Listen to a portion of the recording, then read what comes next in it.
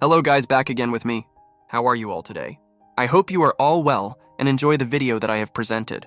So in this video I will discuss the settings in FC Mobile, so that you are all better for the game in H2H and of course to aim for victory.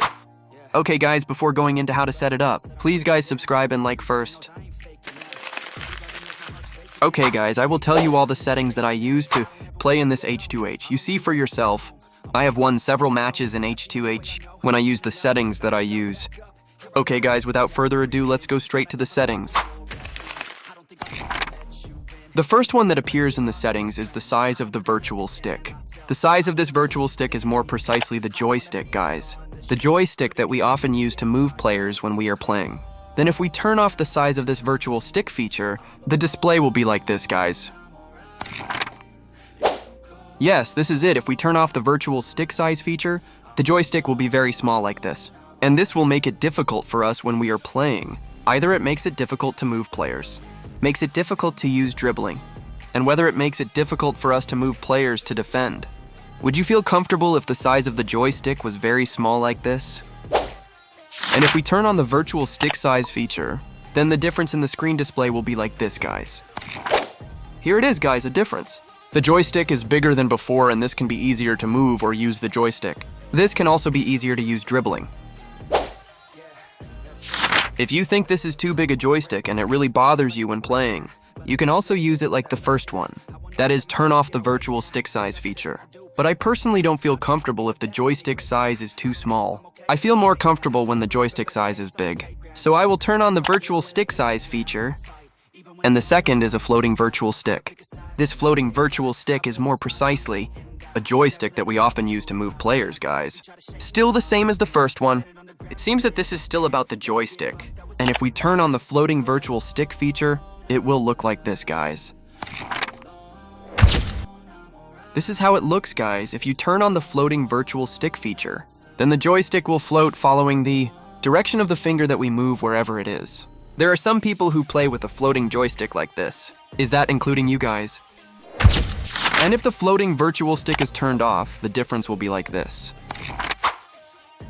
The joystick remains in a still position and does not move following the direction of our finger movement, guys. It's different from turning on the virtual stick feature. If we turn off the virtual stick feature, the joystick will remain in position. And there are several players who use this feature, including myself.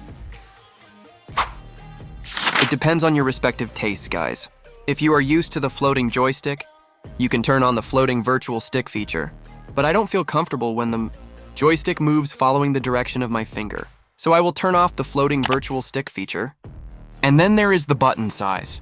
This button size is what we always use to play. If we turn on this button size feature, the display will look like this, guys.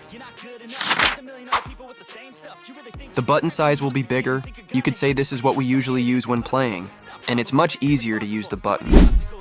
And if we turn off the button size feature, then the display will be like this. The button size is so small that we can't use the button freely, and this will be more difficult for us to use when playing. So I suggest turning on the button size feature so that it's much easier for us to use the button when playing. Next, there is a large button spacing. Let's see the difference, guys. If we turn on this large button spacing feature, the screen display will look like this. The button spacing is as usual that we often use. The button spacing is loose and not too close to the sprint and skill buttons. Then what if we turn off this large button spacing feature? Let's see a difference in the screen display. If we turn off the large button spacing feature, the difference is that the button spacing is very close to the sprint and skill buttons. So this makes it difficult for us to press the buttons. So I suggest to turn on the large key distance feature so that it is easier for you to use the buttons. And then there is the game control. If we turn off this game control feature, then the screen display will be as usual. If you turn off the game controls feature, there is no change or difference at all.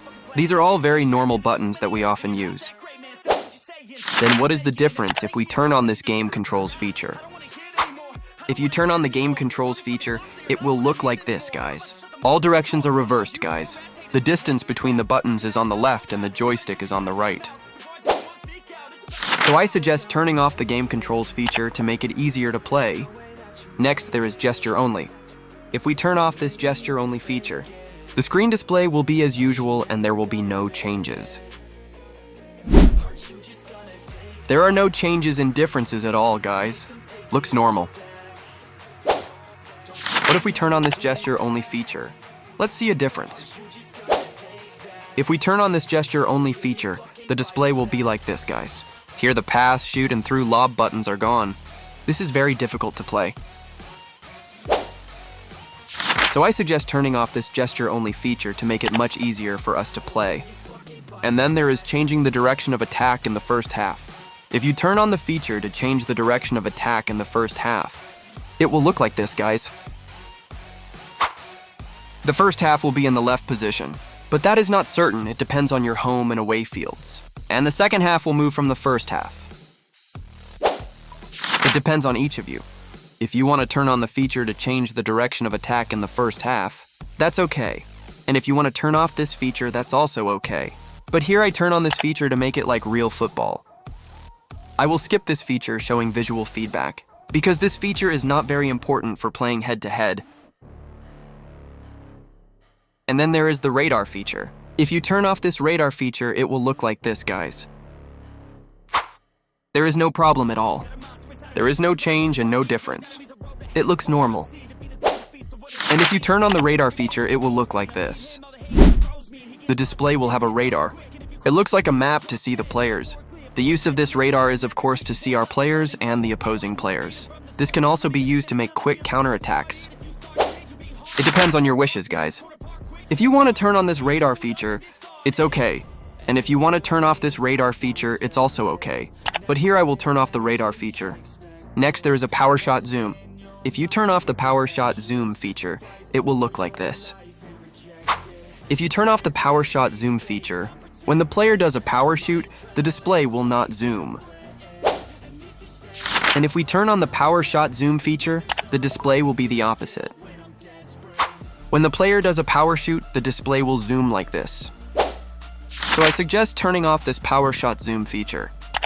Next, there is advanced passing. If we turn on this advanced passing feature, the display will be as usual. The pass button has 4 directions. And if we turn off this advanced passing feature, the display will be like this. The pass button will only have one direction, namely the upward pass button, and this will make it difficult for us to pass to the player. So I suggest turning on this advanced passing feature. And then there is tap or double tap gesture passes. If we turn off this feature, the display will be like this, guys. If you pass using a single tap on the screen, the ball will bounce up like this, guys. And if we turn on the tap or double tap gesture passes feature, the display will look like this. If we pass using a single tap on the screen, the opposite will happen. The ball will actually go down instead of bouncing up. I suggest turning off the tap or double tap gesture passes feature, guys, so that it is easier to do a lob pass. And then there is a fast power increase level. I suggest turning on this fast power increase level feature, guys, so that the player's movements are faster. Passing and kicking also make the movements faster.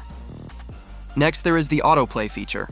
If we turn on this autoplay feature, it will look like this. If we just stand still for 5 seconds without touching any buttons, it will play automatically, and the player will move by itself, without being moved by the user. So I suggest turning off this autoplay feature to make it easier to defend and attack. Next, there is auto pass and shoot. I turned on this auto pass and shoot feature. And then there is crossing assistance. If you turn off the crossing assistance feature, it will look like this, guys. When crossing, the ball will go straight to the player. And if we turn on the crossing assistance feature, it will look like this. If we cross, the ball will turn like this.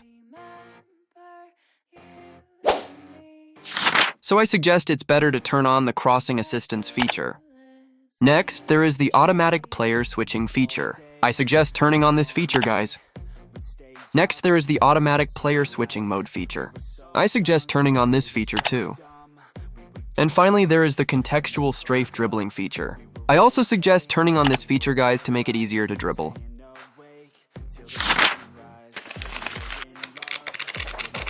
Here it is, guys, the full setup that I use. Okay, guys, maybe that's all for this video.